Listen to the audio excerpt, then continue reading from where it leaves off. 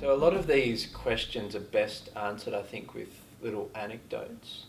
And the one for me which really captures the change in my disposition and thinking and behaving and everything since I've been to India was after I got home from the airport.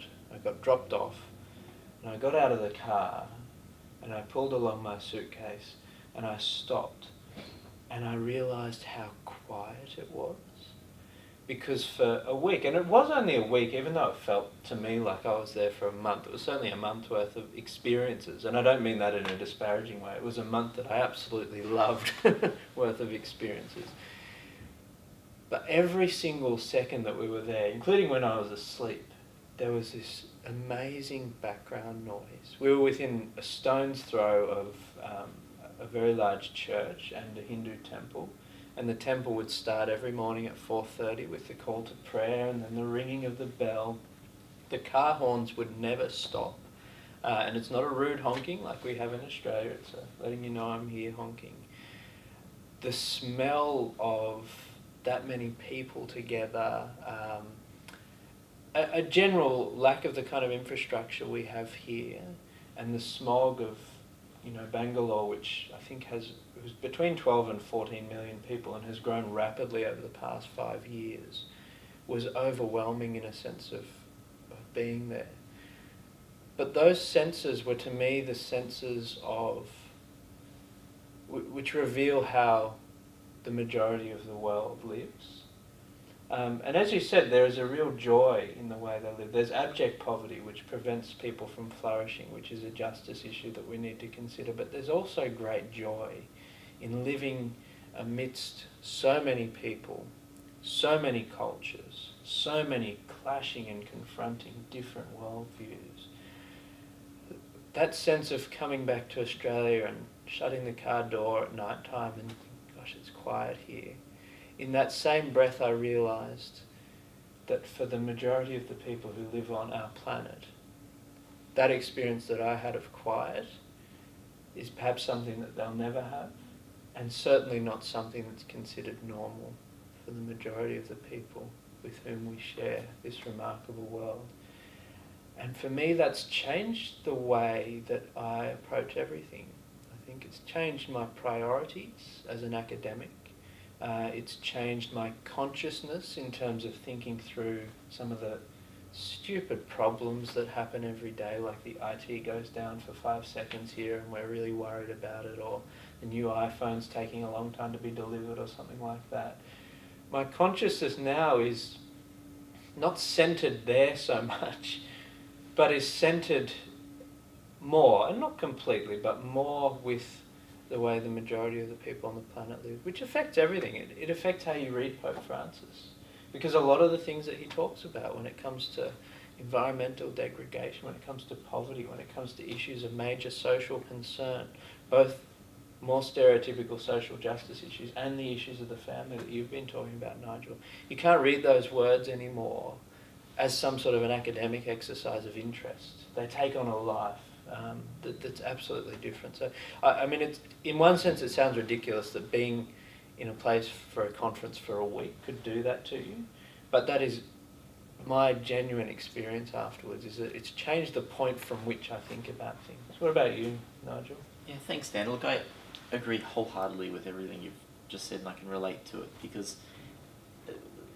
when I had a taste of India for this visit, and had the time that we had, both at the conference, but also our excursions, actually to more of India itself, I could sense myself just making a shift in the way I was thinking about certain issues and what they mean. And so 2 things really stand out for me. One is how I'm viewing my own work, particularly in terms of things that I've written on and spent time putting pen to paper on, because any reference there that I might have made to suffering, to difference, any reference that I've made to the need for dialogue, suddenly it's as if my own experience of another culture, particularly India, and hearing from our friends across the church in Asia has brought some of that to life in my own thinking. So that's the first thing. The second, though, is that in coming back to Australia, I've had to really reset how I'm relating to the culture in which I'm living. And so the question as to what India might mean for me, or how has it changed me, in one sense I can't answer that until about 30 years' time. You know, I can't actually sit down with you and talk about what shifted for me. But at a first glance, you know, I came home and I walked in our front door, and I one of the first things I said was, you know, we live in a mansion.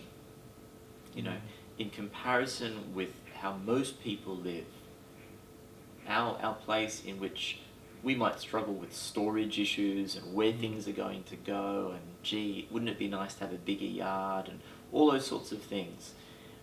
Actually, no, you know what? We live in a mansion.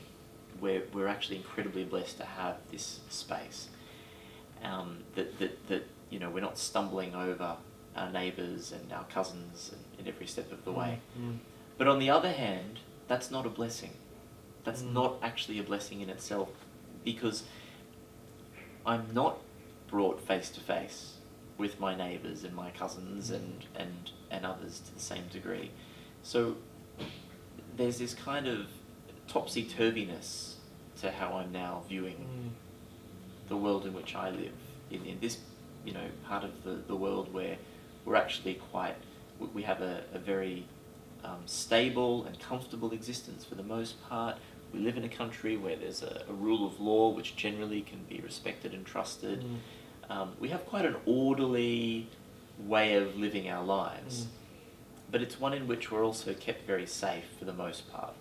Everybody suffers. Everybody is experiencing their humanity in a real way, and life and death is real for all of us. But if we are being real about our faith and what faith invites us to do and to think, and how to pray and how to live our lives, then the experience of India has said to me that I've got to look a little bit more clearly and honestly about what I think might be problems and what might be real opportunities for just being human. Because in a sense, for many of the people that we saw in India, being human is possibly one of the more natural things that they do. All these other things that they experience and all their other challenges that they experience happen alongside that. They're not extra to it. But we want to think that our problems are somehow external and they're an add-on to a comfortable existence. And that means something for everything. It means how we spend money, the priorities that we give in our time, the things that we moan and complain about. All those things, for me, suddenly have to be challenged, and that's something that I have to do alongside other people. So it's a little bit of a simple sort of way of things being turned upside down for me.